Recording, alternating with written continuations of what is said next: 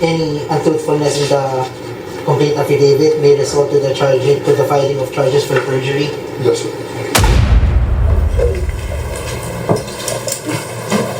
Mr. Enriquez, do you swear that your counter affidavit contains the truth and nothing but the truth? Yes, sir. Do you understand the contents of your counter affidavit? Yes, sir.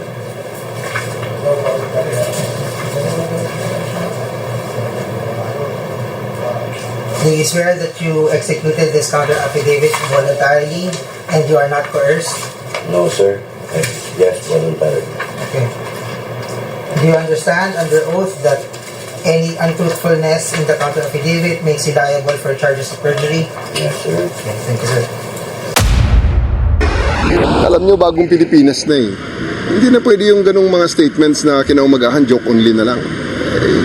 Kaya nagkakagulong, ang gulo-gulo na nga ng pinagdaanan ng bansa natin. Dito naman sa bagong Pilipinas, yan ang tama eh. Kung meron tayong nakitang mali, ang redress ay nasa korte. Mahilig po talaga si Bagong Pilipinas. Lahat ng kanyang interview, dito sa Bagong Pilipinas, dito sa Bagong Pilipinas, dito sa Bagong Pilipinas. Alright, reaction, TV Base, babalik, reaction. Napakaganda po ng pag-uusapan natin ngayong mga ka-reaction ha. Mantagin ninyo, si Torre, dinimanda na niya po yung vlogger na ex-army. Anong pangalan nun? Si Captain Dado ba yun? Kapitan Dado. Tapos dinimanda niya si Pangulo Duterte. Dinimanda niya si Jason siya. Ito po mga ka-reaction ha. Palagay ko si Torre meron tong pagkabalat sibuyas eh. Torre, may pagkabalat sibuyas ka ba yung bagong Pilipinas na lagi mong binabanggit eh, kasama yan sa ano? Torre, malastik ka. Hindi ka na tumigil eh. Dami mong dinidimanda.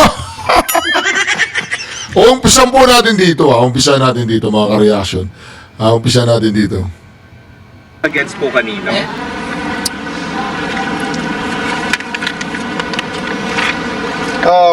Today I filed a case of inciting to sedition in relation to the cybercrime law Versus kanina po. versus kay Clemente Enrique alias Captain Dado, more popularly known as Captain Dado. Specifically, ano po yung mga nagawa po niya para sa kasong ito? Actually marami eh, kaya nandito sa complaint affidavit ko, napakaraming instance na Alam niyo po si Torre, siya po yung taga-demanda ng siya po yung taga-demanda ng Bagong Pilipinas. Siya po yung taga-habla ng Bagong Pilipinas. Mantagin mo, Torre, ang ganda ng posisyon mo sa gobyernong ito. Pag meron silang gustong i-demanda, Torre, attack! Torre, ikaw ay mamamayang Pilipinas, CIDG ka. Si Captain Dado, demanda mo yan. Sino ba? Si Pangulo Duterte, demanda mo.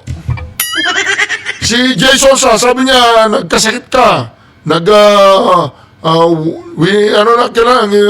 Well-wishing ba yun? Sabi ni Jason sana po ay get well soon, ha? Get well, see you soon doon sa impyerno, gano'n. Yung ba sinabi ni Jason hindi? Kung hindi yung pakitanggal po yung impyerno sa record in aid of the legislation. Siya po yung taga-demanda ng Bagong Pilipinas. Ito po, pakinggan po natin. Hoy, Torre! Iiyak si Torre! Ito na po calling for sedition against the government, and even during the time when I was the region. Puro na lang sedition.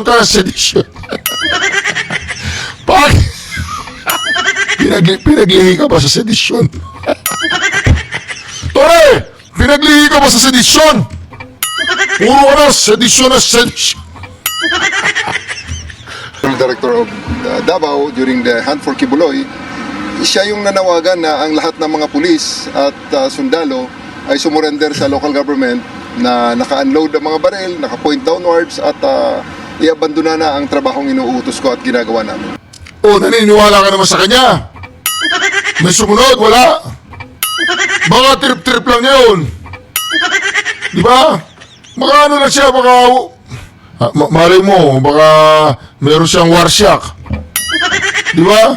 Baka maawa ka pa sa kanya pag nakita mo yung record niya, pinakita ng ano sa'yo. O di ba yung record niya? O hindi ka ba naawa dyan? Tore, ha? Kakusa mo yan mista mo yan Tinanong mo ba siya, Brad, may warsyak ka ba? Ano mo yung pinagdadaanan mo? Pwede ba ako makatulong sa'yo? Bakit mo nasasabing kailangan i-unload ang aming mga baril at sumurrender sa local authorities? Ha? Alam mo bang hindi naman pwede yun? Susurrender kami. Meron kami mission. Meron ba akong mga itutulong sa'yo, Captain Dado? Dapat tinanong mo siyang ganyan. Hindi yung antimano, dinimanda mo yung tao. Captain Dado, wala akong kinalaman dito. Nagre-react lang ako. Si Torre kasi magaling yan Inciting to sedition, si Presidente po ba ay binabanggit niya at kasama po dyan? Kasama sa kanyang mga binabanggit at pinabababa at gusto niyang pabagsakin ng gobyerno. So, in a democracy, lahat naman may karapatan na mag-express ng kanilang mga hinaing. That's the beauty of the democracy. Pwede kang mag-express na iyong opinion. Oh, that's the beauty of the democracy. Pero pag nandun ka sa picture, beauty pa ba yun? Hindi, tanong lang ha. Ano ba yung relasyon ninyong dalawa ni Diwata? Maraming nagtatanong kasi sa akin kung magkapatid kayo ni Diwata, kung magtatay kayo, kung magtito kayo, kung kambal kayo. Di ba? Parang pinagbiyak na Diwata Hindi, ano lang yan, Tore, at tanong lang namin, kamag-anak mo ba si Diwata? Sa tingin ko naman, hindi ka naman pangit. Sa tingin lang ng marami, pangit ka, pero ako sa tingin ko, hindi naman masyado.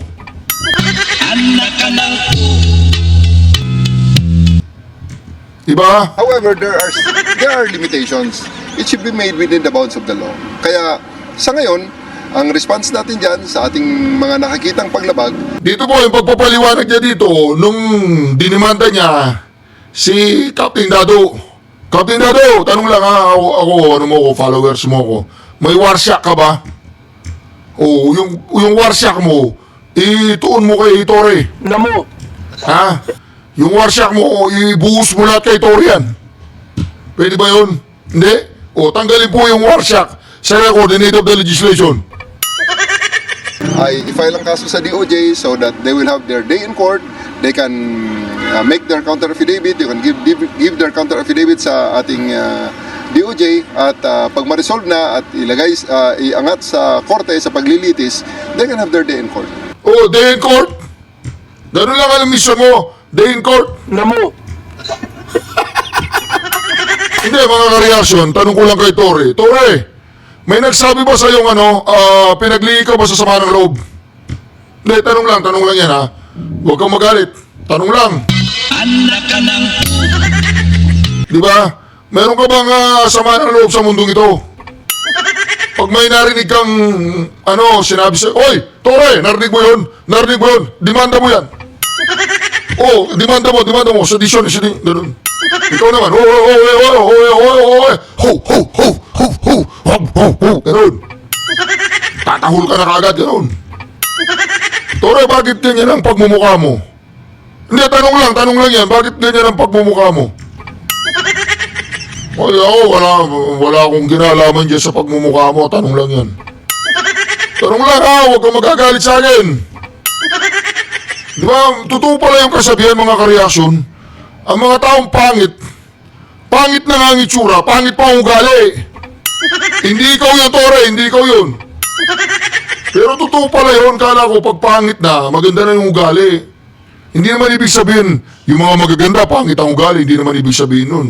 O di ba? O bakit ako, gwapo ko, maganda pa ugali ko. Nasa akin na nga lahat O, si Tore, o di ba, hindi ko naman sinasabing pangit siya.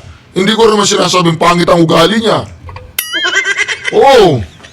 Tanong natin sa taong bayan. Sir, as CIDG as an office or personal po ito, Friday?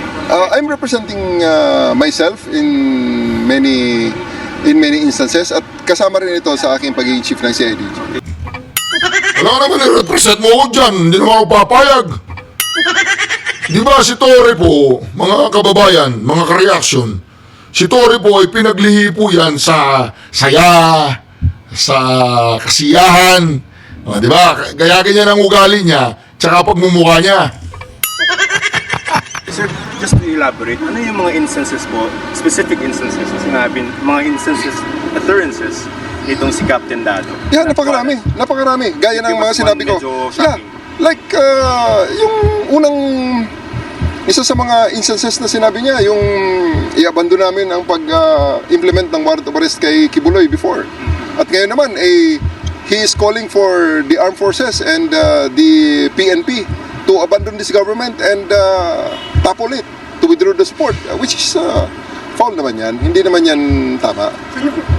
Yung identity ng tao, have you identified where he is?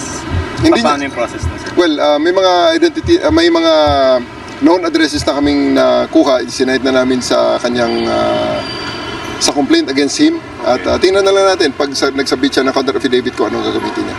Sir, for the record lang, anong yung YouTube niya, account, yung tinitingnan ninyo? Actually, maraming YouTube account ang ginagamit niya at may mga nagre-reshare at mga nag-host din ng kanyang vlog. Antayin mo yan. Yung mga nag-reshare ang vlog niya. Pati kayo, ipapatawag ni Kumaring Diwata. Ay, Diwata. Siya ni General Torre. Papatawag niya kayo. O di ba? Ako nagre-react lang ako ha. Wala akong sinasabing bad words. Nagre-react lang ako ha. Ang reaction ko sa ginawa mo, General Torre, papalakpakan kita. Di ba? General Torre! Okay ka lang. Na ibang mga Sharing, at yung mga nag-reshare, sabi yun, hindi po na. tinitingnan natin dahil tinitingnan natin, pinag-aaralan natin, may DC-20 pa naman, case build-up naman, sa ibang mga sites na yun, na ibang mayari. So, what? Ayos ka, Torre. Gusto kita. Gusto ko yung style mo. Kung bibili ako ng aso, gusto ko yung asong nabili ko, talagang style mo. Tapos babalatan ko yung aso. Asusena. Parang warning, sir, na Hindi naman warning. They can do it. Hindi natin nire-repress, hindi natin dinidiscourage, hindi natin sinusuppress ang pag-express ng opinion kahit kontra pa yan sa posisyon ng gobyerno. Ang galing mo, Torre! Ang sinasabi lang natin is that it should be done within the bounds of the law. Sir, yung pagiging ano ba niya, dating sundalo, may factor din ba yun? Kasi you could have just dismissed his statements, pero yun nga, malaki ba yung influence na ganyan? Mabigat ba yung ganang position? Well, una, hindi naman natin tinitingnan sana ang pagiging sundalo niya. Pero siya mismo ang nagsasabi. Nagbe-beret pa nga yan habang nagsasalita eh. So I just don't know if that unit who owns the beret will actually sanction what he is doing. So kaya nadadamay talaga. Inevitable na madadamay yung dati niyang unit yan. establish yun, sir, na talagang sundalo ka. Yeah, dating sundalo. And sinasabi niya na retired siya, although na-find out natin na nag-resign. Anong pagkakaiba nun? Retired, resign, pares lang yun. Hindi siya na-hole. Retired. Nag-retired ako. Tapos. Nag-resign ako. Tapos. Sorry naman. Pares lang yun. Tinapos yung karir niya. Ano, hindi ko alam ha. Retired soldier. Resign soldier. Ano ba yung pagkakaiba ng retired? Yung retired yung na-reach mo yung point na retire ka na. Kung ayaw mo nang ma-reach yun, nag-resign ka. Anong pagkakaiba nun? Di ba? Kung galing mo, Torre, hindi siya retired. Ano siya? Resign siya. Di ba? Parang ganito yan. Hindi siya gago. Ano siya? Torre siya, gano'n. Hindi ko alam. Ang galing ni Torre. Resign. Maaga, sir, ano? Mga ilang gano'ng katagal? Kapitan lang naman ang inabot niya na ranggo eh. Putang ina naman, Torre. Hindi ko sinabing putang ina ka. Napamura lang ako. Putang ina naman, Tore. Bakit minamaliit mo yung kapitan? Ini-small po niya yung kapitan. And sinasabi niya na retired siya, although na-find out natin na nag-resign. Resign. Maaga, sir, ano? Kapitan na naman ang inabot niya ng rango eh. O di ba? Putang ina naman. Ba't ganyan ang ugali mo, Tore? Hindi kita minumura. Hindi ko sinabing putang ina ka. Napapamura lang ako doon sa sinabi mo. Anak ka ng Tore? Punyeta naman yan. Hindi ko sinabing punyeta ka. Napamura lang ako doon sa sinabi mo. Ganun ba ugali mo, Tore? Ganun ang ugali mo. Minamalit mo isang tao dahil kapitan lang. Minamalit po niya si Captain Dadong. Ito po ngayon. Ito, ngayon lang to. Araw na to. Ngayong araw na to. Natupad ang pangarap na matagal na pangarap ni Tore. Matagal na pangarap na ni Tore to. Magkaharap sila ni Captain Dado. anak ka Si ng Tore po isang general. Dito, 1-star general pa lang. anak ka Ang galing niya, 1-star general, di ba? Diyan, dito. Gagalawin ko. Dito, 1-star general.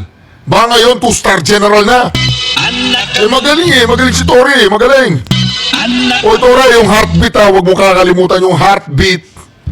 Yung heartbeat ng mundo. anak ka ng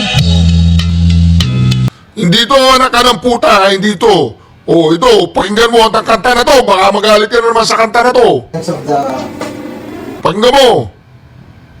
Tore, pakinggan mo anak ka ng anak ka ng anak ka ng pulis sa may Pampanga. have you read the same? Anak ka ng pulis. Anak ka ng Anak ka ng pulis. Ganun yun, Tore. Have you read the contents of your content of it? Yes. Complete affidavit. Do you swear that the contents of the complete affidavit is true based on your personal knowledge? Yes, sir. Sir, do you understand that any untruthfulness in the complete affidavit may result to the filing of charges for perjury? Yes, sir. Yes, sir. That's it. Paano ito? Saan ko lang kasi nire-refer mo.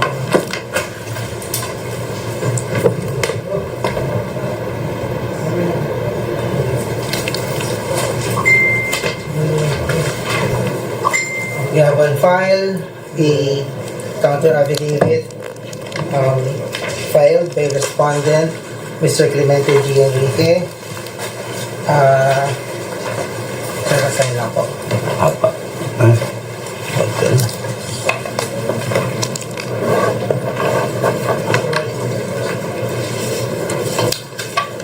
Ano ito? Ito. Hindi. Yan, tama. Ito. Pwede na din ito. Nagre-record. Ganun ba? Ano na. Sir, tayo po tayo. Prosec, gusto rin ng video. Okay ba? Sige sir, ano lang po ha? Souvenir niya. Sige sir, stand up please. Raise your right hand for... Sorry. Mr. Enriquez, do you swear that your counter affidavit contains the truth and nothing but the truth? Yes, sir. Do you understand the contents of your counter affidavit? Yes, sir.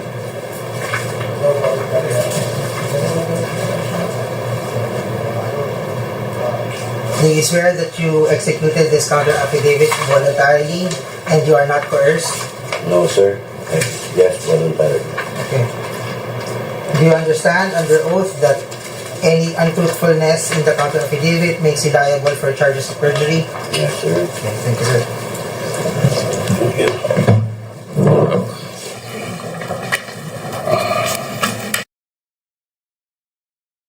So, yun po mga reaksyon. Nagkaharap na nga po si General Torre tsaka si Captain Dado. Nagsumpa na sila. Nagsumpa na. Sedisyon. O ito naman po ha, dami pong dinimanda ni Torre mga kareaksyon. Mantakin nyo yan, dami mong dinimanda Torre, di ka pa ba napapagod?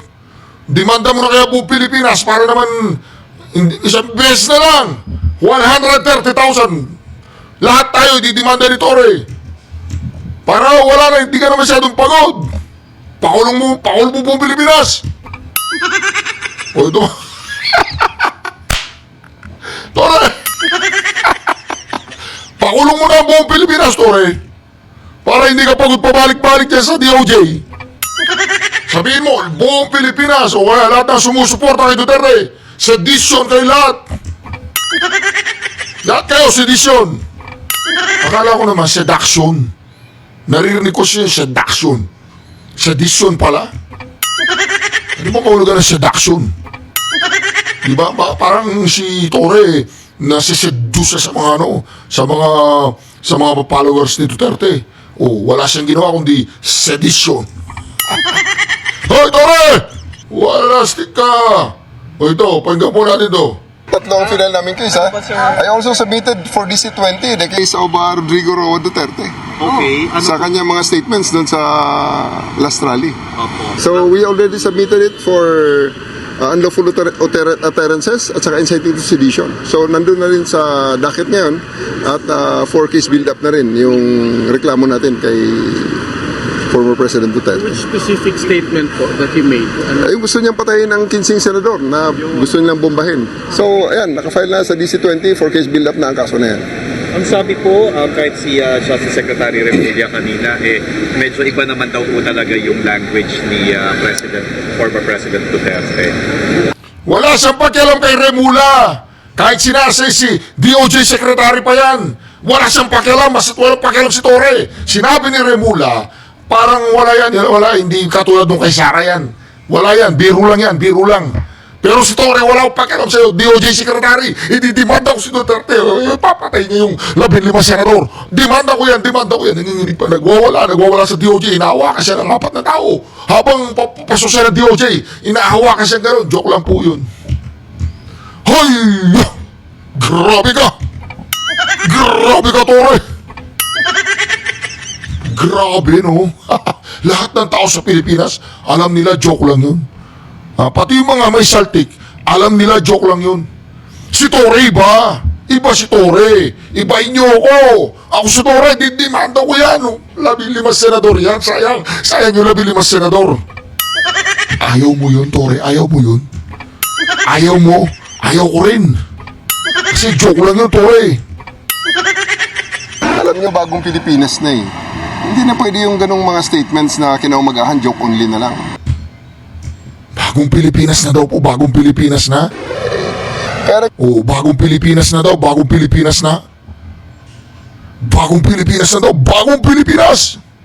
Hoy, Torre! ang gulo-gulo na nga ng pinagdaanan ng bansa natin in the past 6 years. Hanggang ngayon ba naman, dadalhin natin ang gulo na yan. Na puro patay-patay na lang. At pagkatapos, if they will be taken... Palagay ko si Torre siya yung unang-unang papasok sa kulungan. Para ihatid yung mga kriminal. Kayo naman. Siya yung maghahatid sa mga sedisyon niya. Hoy, Toro, maganda-handa ka na. Dahil ang dami mong kaso. Ang daming kaso nga harapin mo niyan. Laban kay Captain Dado, laban kay Pangulong Duterte, laban kay Jay Sosa, laban sa buong Pilipinas. O, mag-isa ka na lang yan. Laban. On their word, bigla na lang sasabihin na joke only. Or yung latest naman na palusot, he is only expressing a legal opinion. Hindi na po pwede yun. That's already too much. Sir, proprio po ba ito o may nag-file ng complaint sa inyo na ibang tao? I am filing this as a citizen. And you know, I'm a policeman. And it's part of the PNP to make sure that we protect the citizenry from criminal activities like this. Maliit lang tingnan yan. Pero it is being uttered by a former president. Hindi malayo na gayahin or he will be taken he will be taken seriously by his blind supporters. Kasi Blind supporters! Blind supporters! Sino ang bulag, Torre? Sino ang bulag? Sino ang bulag sa ating dalawa? Sa katotohanan? Baka ikaw yung blind supporters. Huwag mo man tatawagin blind supporters na nakikita ka namin. Nakikita ka namin kahit napakaitim mo, nakikita ka namin. Kala mo hindi ka namin nakikita sa kulay mo. Nakikita ka ng dalawang mata ko, nakikita kita. Blind supporters. Huwag kang ganyan-ganyan na. Paninirang puri yan. Hindi paninirang puri. Pagitanggal po yung paninirang puri in aid of the legislation. Nangyari na yan eh, di ba? Sabi niya, pagpapatay ng mga, di ba?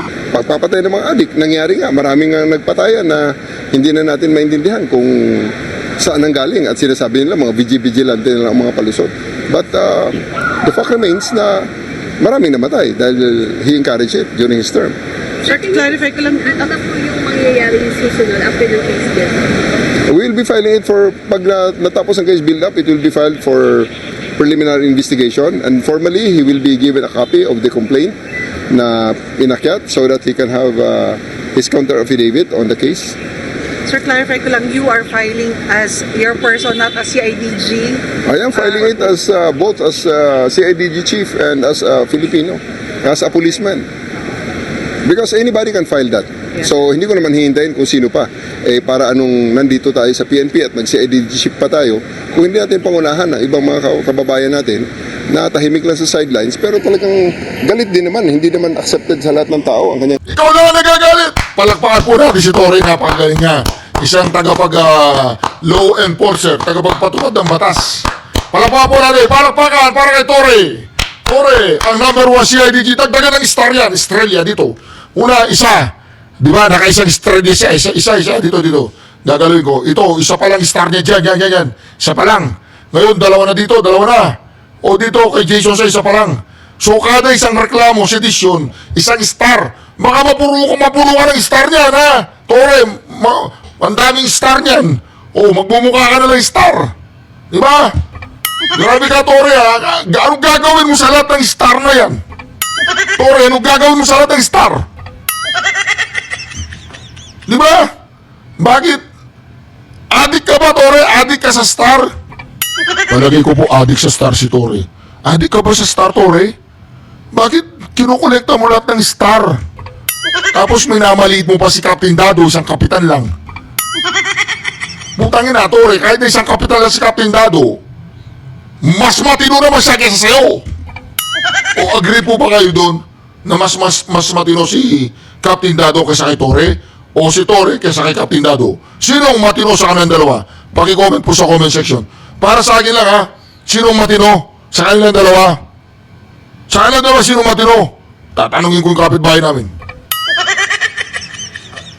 O ito, pakinggan po ninyo ito. Mahilig siya sa bagong Pilipinas. Oo. Lamo. More insinuations na pinafile lang ko kasi na cyber libel yung mga sobra-sobra na kung maka-personal attack sa akin. This week, magkaluwag-luwag lang ako yung mga nag-post na ako'y na-hospital, na ako'y nagkasakit, di ba? I'm going to file cyber libel case against them kasi ang tinatamaan kasi ang pamilya ko eh. Dahil hindi lang sa personal kundi, well, sa mga colleagues ko rin kasi hindi na tumigil aking cellphone, get well, ano nangyari sa'yo, ano sakit mo? So it's really a foul, no? So, I-identify niyo, sir? si Jason sa, at saka yung isang, nakalimutan ko yung isang vlogger din na, pero ang isang nakita ko, unang-unang nag-post nun si Jason sa. So, I really would like to bring them to court kasi dito naman sa bagong Pilipinas, yan ang tama eh. Kung meron tayong nakitang mali, Bagong Pilipinas na naman? Torre, puro ka na ng bagong Pilipinas. Nagugutom na ang buong Pilipinas, Torres, dahil dyan sa bagong Pilipinas, bagong Torre. Si Torre ay maraming estrella, maraming mga star sa balikat. ang redress ay nasa korte. So, I'm going to file cases against them. At saka yung mga kumakabatikos ay talagang akala mo silang nakakaalam ng lahat. So, ito lang ang challenge kasi dyan. Kung talagang tama sila at matapang sila, isulat nila, pirmahan nila, at i-file nila sa korte. Hindi! Ikaw na lang yung matapang, kami hindi na kami matapang. Wala kaming kinalaman sa mga heartbeat na yan. Sa hukay na yan. pinagpupukpuk ninyo yung mga tao doon sa KOJC compound. Di ba? Namo. Alam mo, Tore, ano lang yan, ikot ng mundo yan. Ngayon, bagong Pilipinas. Pagpasok ni Sara Duterte dyan, magpapatayo siya ng maraming bagong selda. Yung mga selda na yun, mag-aalaga kami ng maraming langgam.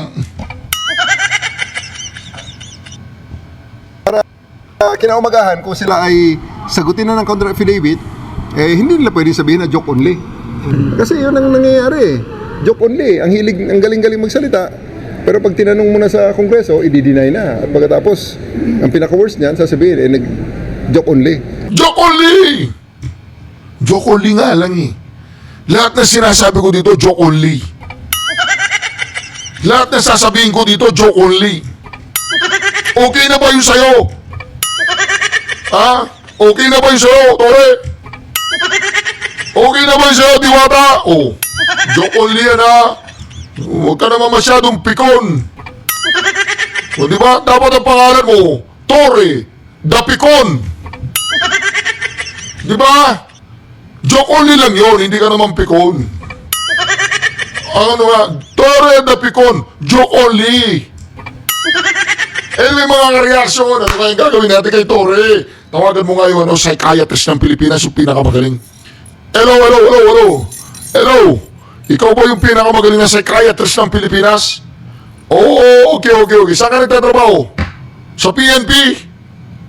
Hindi mo napansin si Tore? Hindi mo siya napansin. Kaya pala. Okay, bye-bye. Kaya pala, hindi pa pala napansin si Tore. Anyway, mga kareaksyon, babu, maraming salamat muli sa patuloy yung pagsuporta sa Reaction TV PH. Napakarami na po natin. 422,000 strong subscribers na po tayo. Kung hindi ka pa nakakapag-subscribe, mag-subscribe ka na. Baka maiwan ka pa at maubusan ka ng slot. Shukran. God bless you all. Duterte.